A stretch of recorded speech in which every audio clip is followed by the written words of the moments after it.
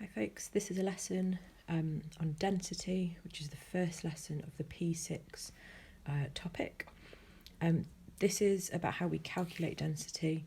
There'll be a different video that's about how we measure density, because that's one of the required practicals for the AQA GCSE. So let's start off with the equation for calculating density. So density equals mass divided by volume. Okay. We measure mass in kilograms.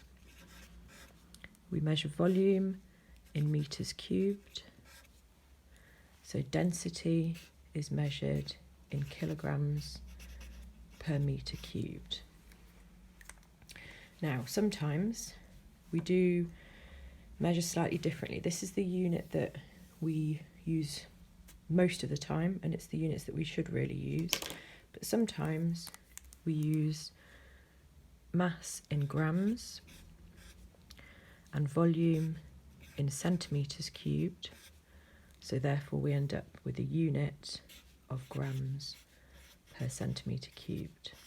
A little bit later on, I'll explain about how we convert our units. So let's just think about this and what we know. So let's think about mass to start off with. Okay, so how do we measure mass? We measure mass using a balance.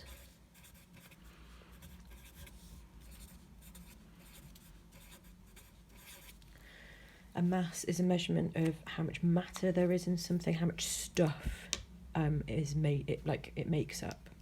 Okay, volume, you might already know from maths, but volume is the space that something takes up. So if we think about what we already know, we can have length, which is in one dimension. We can have area, which is in kind of 2 dimensions. So we would do the length times the width. And we can have volume, which is in 3 dimensions. So we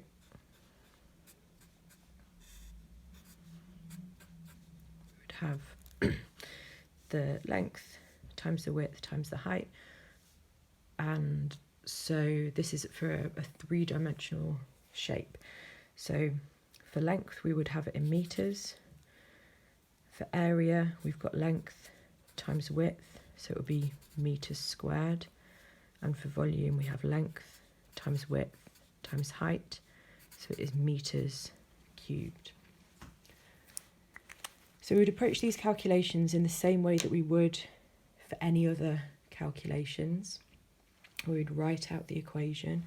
So something that's important for this as well is that you need to learn this equation.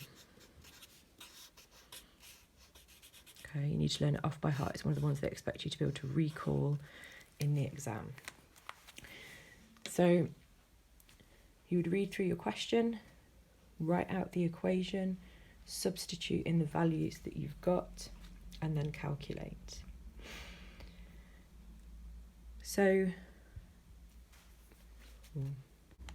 now it's time to have a go at some questions. So if you get either your booklet or the document that you've been sent with these questions on it and have a go, it's worth bearing in mind that we've now put these math skill boxes in. So if you're struggling with a calculation, have a look at the math skill bit and it should give you a bit of an idea. And then come back and we'll go through the answers. Okay, so I have my calculator, I've got a highlighter so that we can highlight the key information in the question. And let's just go through these together. So convert the following to centimetres cubed. Well, we know that 1 millilitre is 1 centimetre cubed. So therefore 100 millilitres will be 100 centimetres cubed. For this one, we need to do a bit of a conversion. 2 litres is 2,000 millilitres. So if it's 2,000 millilitres, it's going to be 2,000 centimetres cubed.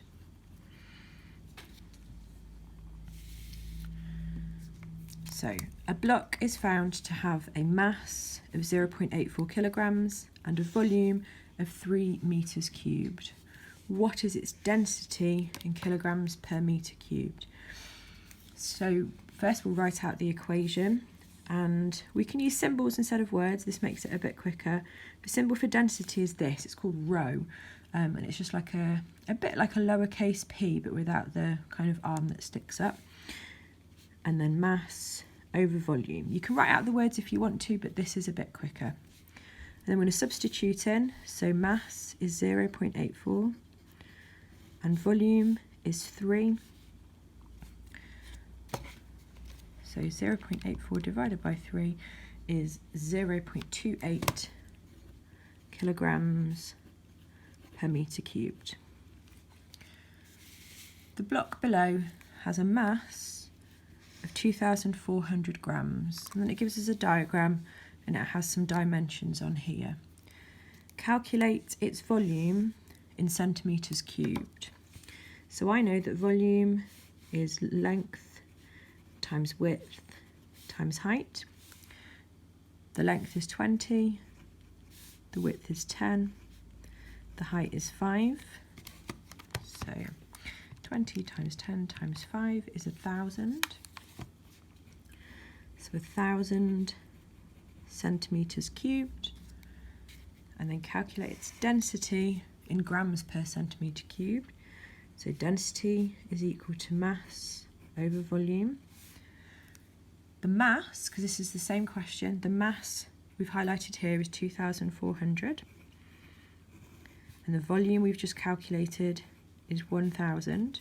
Some of you might not need to use a calculator for this bit, but let's just do it just to double check. 2,400 divided by 1,000 is 2.4 grams per centimetre cubed. A tennis ball has a volume of 150 centimetres cubed and a mass of 58 grams. Calculate the density of the tennis ball in grams per centimetre cubed. Density is equal to mass divided by volume. The mass is 58 grams. The volume is 150 centimetres cubed. 58 divided by 150 is 0.38666666. So what we're going to do is we're going to round up to two significant figures.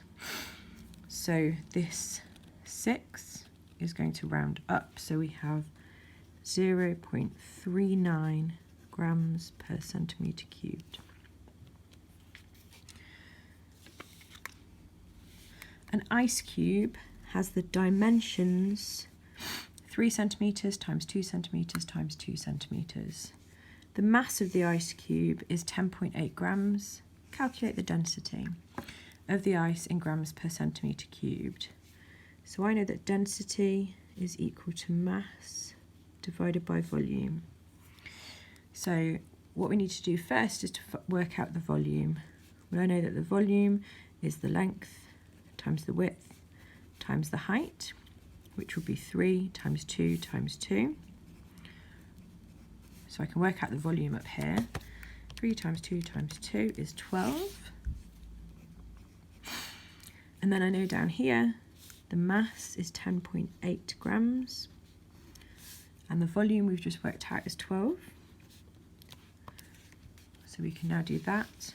10.8 divided by 12 is 0.9 grams per centimetre cubed. Okay, so now we've got some tables that have got data in them.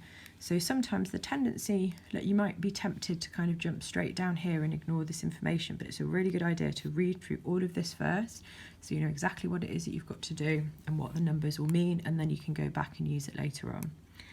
So the following table shows values for the densities of some solids and liquids. Use the data in the table to answer the questions that follow. In each case, state whether the statement is true or false and fully explain why. Okay, the key bit about use the data in the table is important, because if you don't use the data in the table, you're not going to be able to get all of the marks. And this happens in GCSE questions quite a lot, where they'll ask you to use information that you've been given, so you need to refer to that directly. So a volume of 0.4 meters cubed of gold will have the same mass as a volume of 0.4 meters cubed of lead. So really what this question is asking is, the same volume of gold as lead, will they have the same mass? So let's think about what we know about density. So let's just write it in the margin here. Density is equal to mass divided by volume. Okay.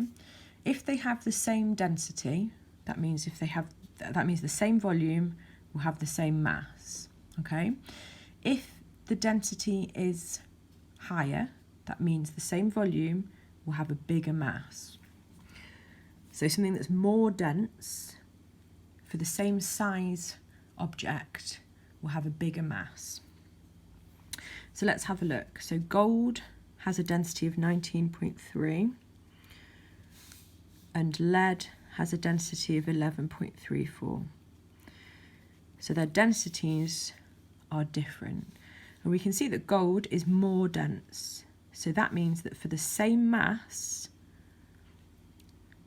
for the same volume, it will have a bigger mass. So this is false. Okay. Gold has a higher density.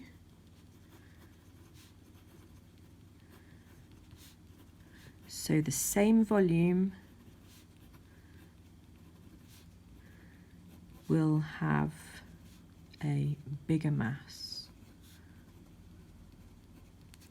Okay, so we've said whether it's true or false, we've explained it, and we've got some of the data from the table. So the next question. Olive oil will float on water and seawater, but will sink in alcohol. Okay, so let's think. We know that if it is of a lower density will float. Okay, if it has a higher density, then it will sink. So that's just a bit of information to kind of keep in our brains while we think about it. So this is saying olive oil is going to float on water and seawater. Let's have a look to see whether that's true to start off with. So olive oil has a density of 0.92, water has a density of 1.00, and seawater has a density of 1.03. So that bit seems true, because the density of olive oil is less dense than water or seawater. Okay, water and seawater have a higher density, so are greater than the density of olive oil. So this symbol that you'll have learnt in maths, meaning that this is greater than this, that's fine to use in your answers here as well. Okay, so it will sink in alcohol. Let's have a look. So olive oil 0.92, alcohol is 0.79. So olive oil is more dense than alcohol, which tells us here it will sink. So olive oil is greater than alcohol. So therefore we could say this is true. Okay, and then the last one, mercury will sink in gold. So the density of mercury is 13.55 and the density of gold is 19.3. That's actually for solid gold. Liquid gold will be less dense, but it's still going to be around this. So this will be false, because mercury is less dense than gold. so it will float.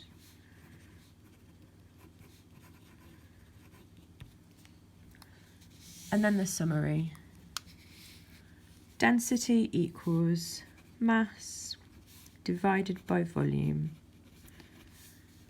Rearranging the density equation, so it wants us to fill this bit in. Let's just think, we teach you to do it as substituting in and then rearranging, but we can do this algebraically.